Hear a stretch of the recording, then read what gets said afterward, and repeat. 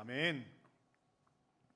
제가 감리교인은 아니지만 감리교 교회 창시자라고 알려져 있는 존 웨슬리 목사님께서 물질에 관해서 이렇게 세 가지를 말씀하시더라고요. 할 수 있는 대로 벌어라. 아멘이신가요?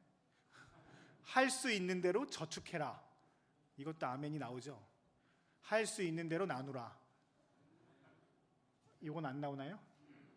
네, 요 세 가지를 말씀하시면서 물질에 대해서 성경적 관점에 대해서 설교하신 게 굉장히 유명한 설교 말씀입니다.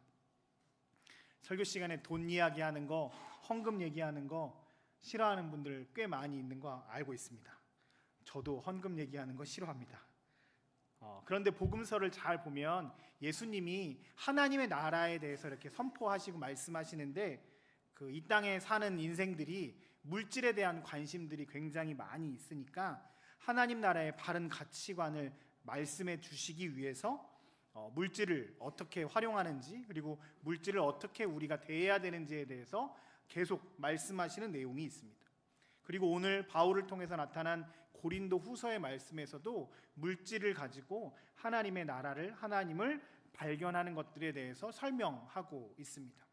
저 오늘 이 시간 고린도 후서 8장의 말씀을 통해서 하나님의 은혜를 함께 나누었으면 참 좋겠습니다. 고린도 후서 8장 말씀은 헌금, 연보에 대한 이야기입니다. 근데 이게 조금 배경이 있습니다. 바울은 여러 나라를 돌아다니면서 하나님의 교회들을 세워나갔고, 그 교회들을 세워나가면서 꼭 한 가지 했던 게 있습니다. 뭐냐면 예루살렘 교회, 예루살렘에 있는 모교회, 예루살렘 교회를 향한 그 연보를, 헌금을 좀 계속 해달라고 교회들마다 요청을 했습니다. 왜 그러냐 하면 사도행전 11장에 보면 그 교회가 참 어려움을 겪었는데요. 큰 흉년이 글라우디오 때 그 왕 때 큰 그곳에 흉년이 있어서 엄청나게 어려웠고, 예루살렘 교회 성도들도 굉장히 큰 어려움을 겪었다고 알려져 있습니다. 그래서 많은 유대에 사는 형제들에게 힘을 다하여 그들을 돕기로 교회에서 결정했고, 바울과 이 모든 성도들 또한 이 일을 감당하기 위해서 애를 썼습니다. 그리고 바울이 세워지는 교회마다 예루살렘 교회를 돕자 하는 마음으로 이 상황을 이야기하고 그 교회가 힘을 다하여 예루살렘 교회를 향해 섬길 것을 요청했습니다. 오늘 고린도 교회에도 이 일을 하는 겁니다. 우리가 예루살렘 교회를 돕자, 우리의 모교회인 예루살렘 교회를 힘들어하는 우리 형제들을 돕는 일을 하자라고 계속 권면하고 있습니다. 근데 고린도 교회의 상황을 그럼 좀 우리가 살펴봐야겠죠. 고린도 교회는 지도 한번 보여줄래요? 저 동그라미 쳐 있는 데가 고린도입니다. 예루살렘 보이십니까? 여러분 맨 왼쪽 밑에가 예루살렘, 거기 보이고요. 수리아 안디옥이라고 해서 바울이 파송받았던 교회가 예루살렘에 조금 올라가면 수리아 안디옥 거기가 있고, 갑바도기아 보이시죠?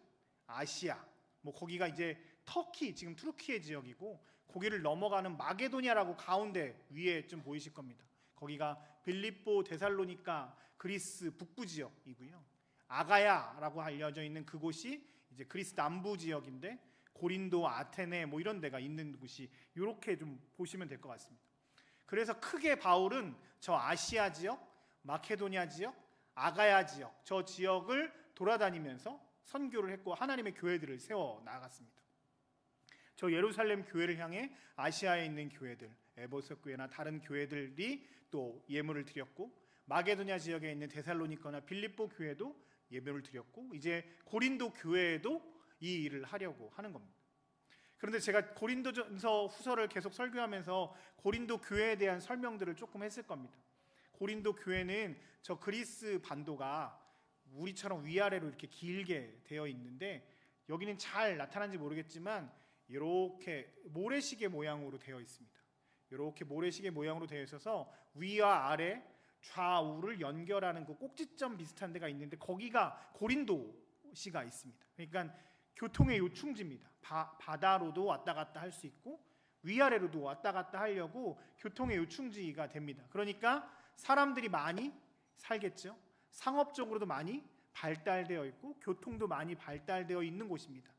사람들이 잘 사는 사람들이 많이 있었고 문화적으로도 굉장히 발달한 도시였습니다. 우리가 아테네, 철학 과학과 뭐 예술 뭐 이런 것들의 상징인 아테네와 함께 고린도는 상업적으로 문화적으로 굉장히 발달된 도시였다라고 알려져 있습니다. 고린도 교회의 성도들 역시 마찬가지였겠죠. 부유한 사람들이 꽤 많이 있었고, 고린도 전후서를 보면 고린도 교회는 하나님께서 은사와 능력들을 많이 주셔서 방언도 예언도 굉장히 풍성한 교회였다고 알려져 있습니다. 이 교회에 지금 바울이 예루살렘 교회를 돕자라고 하는 마음으로 헌금을 하자고 했습니다. 그런데 1년 전부터 이 이야기를 했는데 이 일이 잘 진행되지 않은 겁니다. 고린도 교회 안에 무슨 상황들이 있었거든요. 고린도 후서를 전반적으로 보면 바울이 계속 나 자신의 사도성, 나는 이런 사람입니다라고 하는 사도성을 계속 증명하는 이야기를 하는데, 그도 그럴 것이 고린도 교회 안에 거짓 선지자들이 들어와서 교회를 막 엉망으로 만들었습니다. 그리고 그 사람들이 했던 첫 번째 메시지가 뭐였냐면, 이 교회를 세운 바울은 이상한 사람이다. 걔 믿을 만한 사람이 아니야. 이상한 말을 해라고 하면서 바울 사도를 계속 험담하는 이야기를 했습니다. 그러니까 처음에는 아니야 하지만 계속 부정적인 이야기를 들으니까 바울에 대한 색안경이 끼어지지 않겠습니까? 그러면서 바울이 자신의 사도성과 이런 것들을 설명해야 되는 상황들이 있는 거지. 그러니까 바울이 처음에 얘기했던 예루살렘 교회를 세웁시다, 예루살렘 교회를 도웁시다라고 했던 이 이야기가 먹혔을까요? 잘 안 됐을 겁니다. 그러니까 이게 조금 시간이 걸리고 지지부진해진 상황 가운데 있는 겁니다. 그 상황에 다시 바울은 그들에게 이 일에 대해서 설명하고 있습니다. 자신의 사도성을 막 이야기함과 동시에 가장 중요하다고 생각하는 예루살렘 교회를 돕는 일들을 최선을 다해서 감당하자라고 하면서, 오늘 본문 우리가 9절밖에 안 읽었는데 원래 15절까지 다 읽었는데 좀 제가 줄였거든요. 15절까지 내용을 쭉 보면서 세 가지 정도로 여러분들이 그 교회를 도와야 하는 이유, 우리가 하나님께 나아가기 위해서 섬김과 봉사를 해야 하는 이유를 세 가지로 말씀하고 있습니다. 첫 번째는요, 주께서 먼저 우리에게 본을 보여주셨기 때문에 이 일을 감당해야 한다라고 말합니다. 8장 9절인데요. 같이 한번 읽어볼게요. 시작. 우리 주 예수 은혜를 너희가 알거니와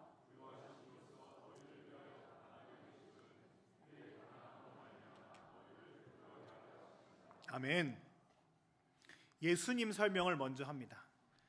유라도 나랑 약속했잖아. 내가 과자 주면서 뇌물 줬는데 오늘 예배 시작 전에 제 방에 와서 제가 뇌물 하나 줬거든요.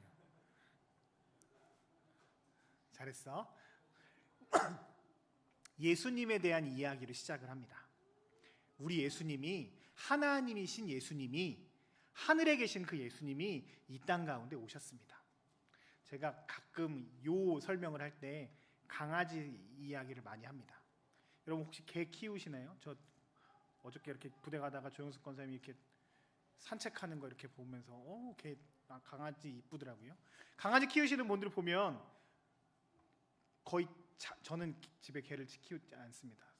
저 하나 살아가는 것도 쉽지 않아서, 다른 동물까지 드리고 싶지 않아서 놔두는데요. 개를 이야기하면 그냥 저한테는 그냥 개인데, 개를 키우시는 분한테는 개가 자식이더라고요. 엄마가 이런 표현을, 아빠가 이런 표현을, 누나가 이런 표현을 쓰시나요? 쓰세요? 개 키우시는 분들 네. 저는 그럴 때마다 질문이 듭니다. 개가 사람이 되는 걸까요? 사람이 개가 되는 걸까요? 사람이 개가 된다는 건 좀 좋지 않으니까 개님이 사람이 되시는 거겠죠? 정체성이 좀 혼란스러워집니다. 여러분한테 개 같다라고 하면 이건 조금 이상한 얘기 아닙니까? 그렇죠? 사람이 동물이 되는 게 쉽습니까? 아닙니다. 그러니까 강아지를 이렇게 높이는 거 아니겠습니까? 우리 병사들이 없어서 그런데 병사들한테, 상병장들한테 이등병 되라고 하면 저를 막 때리려고 하겠죠. 사람은 조금이라도 뭐가 낮아지면 굉장히 싫어합니다. 군인들 특별히 그렇지 않습니까? 2개였으면 3개 되고 싶고, 3개였으면 하나인데 조금 모양이 바뀌었으면 좋겠고, 또 그게서 2개가 되고 있고 3개가 되고 싶고 반짝반짝 해주고 싶고 이런 게 우리들의 마음 아니겠습니까? 사람은 낮아지고 싶지 않습니다. 높아지고 싶습니다. 가난해지고 싶지 않습니다. 부해지고 싶습니다. 그런데 우리 예수님은 우리의 이 욕망과 반대로 사셨습니다. 하늘에 계신 하나님이신데 그분이 사람으로 오셨습니다. 우리가 동물이 되는 것, 하나님이신 그분이 사람 되는 것과 어떨까요? 그 사람 가운데 왕으로 오셨습니까? 말구유 마급관에 그곳에서 태어나신 가난한 목수의 아들로 태어나신, 평생 그렇게 가난하게 연약하게 힘없이 사시고 그의 마지막도 사람들의 조롱과 침뱉음과 공격으로 십자가에 달려 돌아가셨습니다. 부유하신 그분께서 우리를 위해서 가난해지셨습니다. 왕이신 그분께서 우리를 위해 그 모든 것을 내려놓으셨습니다. 신자된 입장에서, 성도된 입장에서 예수 그리스도를 따라가는 것은 당연한 일입니다. 오늘 예수께서 우리를 위해서 부유했던 그분이 가난해지신 그것들을 본받아 오늘 고린도 교회에게 이야기합니다. 여러분들의 부가, 여러분들이 누리고 있는 그것들이 다 여러분들을 위한 것이 아닙니다. 예수님을 본받아 우리의 것들을 나누는 것, 주님이 가신 그 길을 함께 갔으면 좋겠다고 권면합니다. 그러면서 또 하나 이야기하는 것이 1절부터 4절까지 보면 마게도냐 교회에 대한 이야기를 합니다. 아까 지도 보여드렸던 것처럼 마게도냐가 저 윗지방이에요. 저 윗지방은 기본적으로 아가야 지방에 있는 고린도보다 잘 못 사는 사람들이 많이 있었다고 합니다. 분위기는 밑에 동네가 더 좋았나 봐요. 그런데 그 사람들은 힘을 다하여 힘보다 넘치게 이 일들을 감당했다라고 하면서 여러분들도 이 일들을 감당해 주실 것을 요청하고 있습니다. 그들이 예수님을 본받아서 이 일들을 감당했기에 여러분들도, 더 풍요로운 여러분들도 충분히 이 일을 감당할 수 있습니다. 이 길은 예수님이 가신 길입니다라고 말하고 있습니다. 주님을 따라가는 것, 주님이 원하시는 길들을 가는 것, 그것은 신자된 사람의, 믿음의 사람의, 제자된 사람들의 반드시 해야 할 일입니다. 오늘 주님이 여러분들에게도 요청하고 계십니다. 주님을 따르라. 주님이 원하시는 길을 가라. 주님께서 부르시는 그곳으로 가라. 그 음성에, 그 마음에 순종하며 나아가는 은혜가 우리 가운데 있기를 주의 이름으로 축복합니다. 오늘 두 번째로 바울이 고린도 교회를 향해 우리가 섬김과 봉사를 해야 할 이유를 두 번째로는요, 이 일이 여러분들에게도 유익한 일입니다 라고 하고 권면하고 있습니다. 10절입니다. 같이 읽어볼게요. 시작. 이 일에 관하여 나의 뜻을 알리노니 이 일은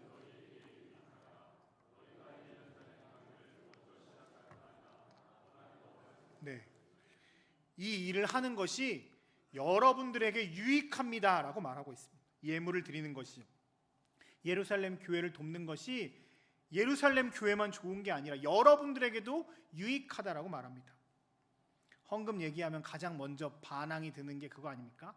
헌금하면 목사만 배부른 거 아니냐고, 헌금하면 이거 교회 돈 어떻게 쓸 건지 정확하지 않지 않냐고 하는 마음들이 우리 가운데 올라오면서 이거 나한테 좋은 거 아닌 것 같은데, 다른 사람한테 좋은 것 같은데 라고 하는 마음들이 우리 가운데 드는 것도 사실입니다. 오늘 그런데 바울은 교회를 돕는 일이, 예루살렘 교회를 돕는 일이 여러분들한테도 유익하다라고 강력하게 말하고 있습니다. 이렇게 이해하면 좋겠습니다.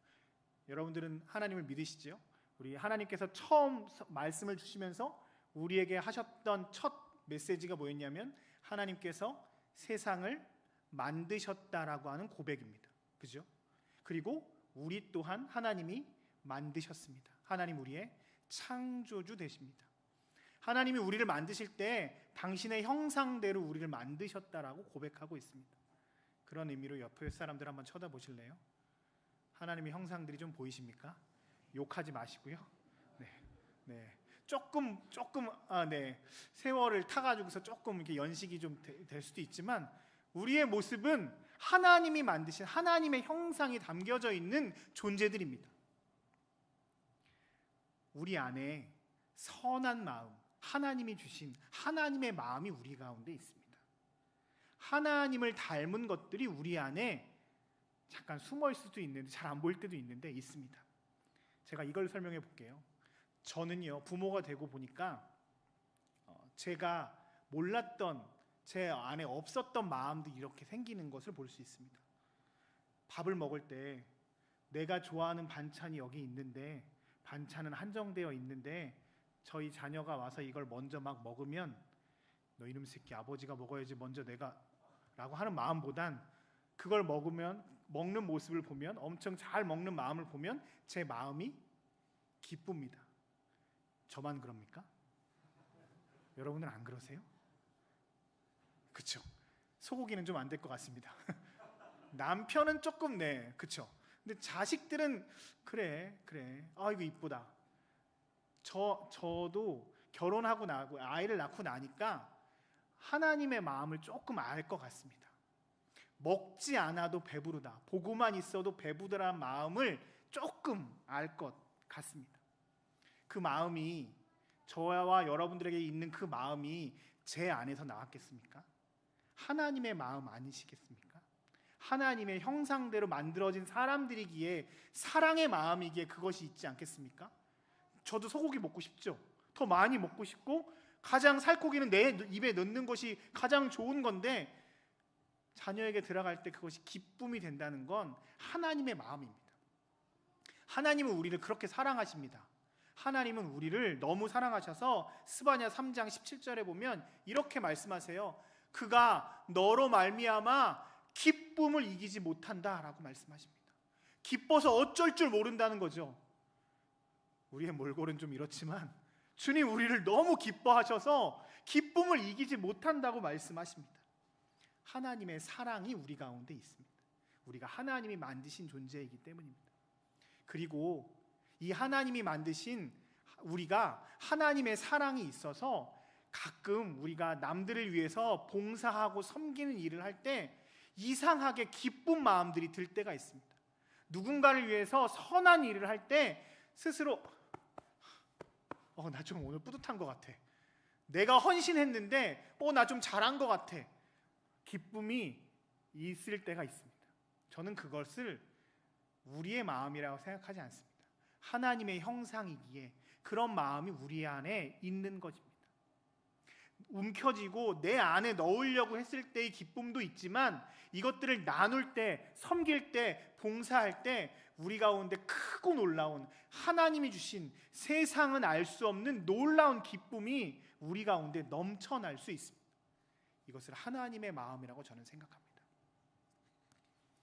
헌금하는 것, 사람들을 돕는 것, 예루살렘 교회를 위해서 마음을 다하고 기도하는 것, 이것이 나에게 좋은 일이 아니야라고 생각하는 것은 사탄이 주는 마음입니다. 왜냐하면 우리는 하나님이 만드신 존재이기 때문입니다. 하나님이 만드신 존재 안에 하나님의 형상을 닮은 것들이 있어서 우리 안에 하나님의 사랑이 있습니다. 그 사랑을 실천하고 하나님과 맞닿아 있으면 우리는 행복해집니다. 기뻐합니다. 우리의 처음 시작이 하나님으로부터 나왔고 우리의 마지막이 또한 하나님께로 가기 때문입니다. 그러기에 우리가 하나님의 일들을, 하나님을 닮아가는 일들을 하면 존재 자체가 행복해질 수밖에 없습니다.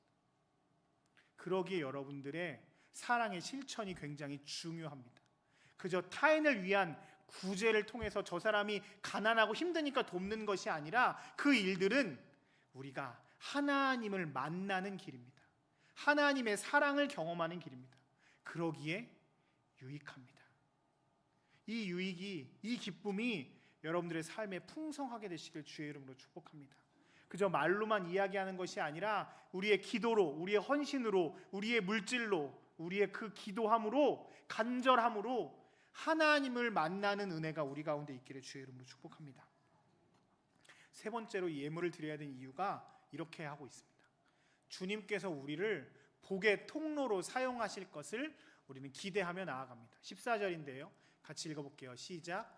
이제 너희의 넉넉한 것으로 그들의 부족한 것을 보충함은 후에 그들의 넉넉한 것으로 너희의 부족한 것을 보충하여 균등하게 하려 함이라.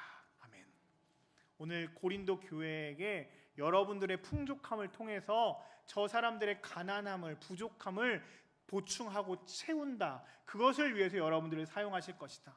혹 여러분들이 가난하고 어려울 때 또 다른 사람들의 풍요로움을 통해서 여러분들이 채워지는 은혜를 경험할 것이다 라고 얘기하면서 우리가 하나님의 은혜가 전달되는 통로가 될 것임을 말씀하고 계십니다. 그러면서 뒤에 보면 만나 이야기가 나옵니다. 광야에서 모든 사람들이 하나님이 주신 만나와 메추라기를 먹었습니다. 가난한 자나 부한 자나 상관없이 그것들을 먹어야 살아갈 수 있었습니다. 광야에서 다른 어떤 것들이 없었기 때문입니다. 하나님은 우리를 만나의 통로로 사용하시길 원하십니다. 우리 주변에 있는 사람들에게 주의 사랑을 전달하는 통로로 우리를 사용하시길 원하십니다. 하나님은 우리를 들어서 놀라운 복의 통로로 사용하기를 원하십니다. 연약하고 소외된 사람들에게 복을 전할 때 또한 그 복이 우리에게로 돌아올 것입니다. 이 모든 것의 핵심은 제가 이 사진으로 정리해 보았습니다. 넘겨주실래요? 같이 한번 읽어볼까요? 시작. 모든 것은 아멘. 그렇습니다. 우리가 늘 움켜쥐려고 하고 놓지 못하려고 하는 수많은 것들이 있습니다. 그런데 잘 살펴보면 우리가 가지고 있는 그 모든 것, 나의 힘만으로 된 것은 아무것도 없습니다. 다 하나님의 돌보심 아래 있기에 가능한 것들입니다. 우리의 계급, 우리의 이 상황, 우리의 물질, 우리의 건강, 우리의 모든 상황들이 하나님이 지키시지 않으면, 돌보시지 않으면, 주시지 않으면 우리가 누릴 수 없는 것들입니다. 우리는 이것을 하나님께로 왔다라고 고백하며 주님, 제가 오늘도 주님 가신 그 길을 한 걸음 한 걸음 걸어가겠습니다라고 믿음으로 결단하며 나아가시길 축복합니다. 그 길이 타인에게만 좋은 것이 아니라 하나님을 만나는 길이기에 우리에게도 좋고 하나님 그것을 우리를 통해서 행하기를 원하십니다. 국방대 교회는 이 복의 통로 역할을 감당하는 교회가 되었으면 좋겠습니다. 우리가 가지고 있고 누리고 있는 것이 국방대 교회만을 위한 것이 아닙니다.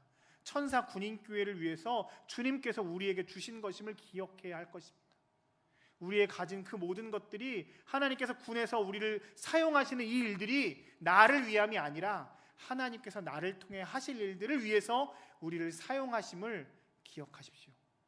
그리고 모든 것이 하나님께로부터 왔다라고 고백하며 내가 오늘부터 한 걸음 한 걸음 하나님을 닮아가며 하나님이 원하시는 것들을 행하며 주님의 성품을 담고 성령의 능력으로 하나님의 뜻이 나의 비전이 되는 놀라운 은혜가 있기를 소망합니다라고 결단하며 나아가는 저와 여러분들의 삶이 되시길 주의 이름으로 축복합니다. 우리 함께 같이 찬양했으면 좋겠습니다. 원하고 바라고 기도합니다라고 하는 찬양을 함께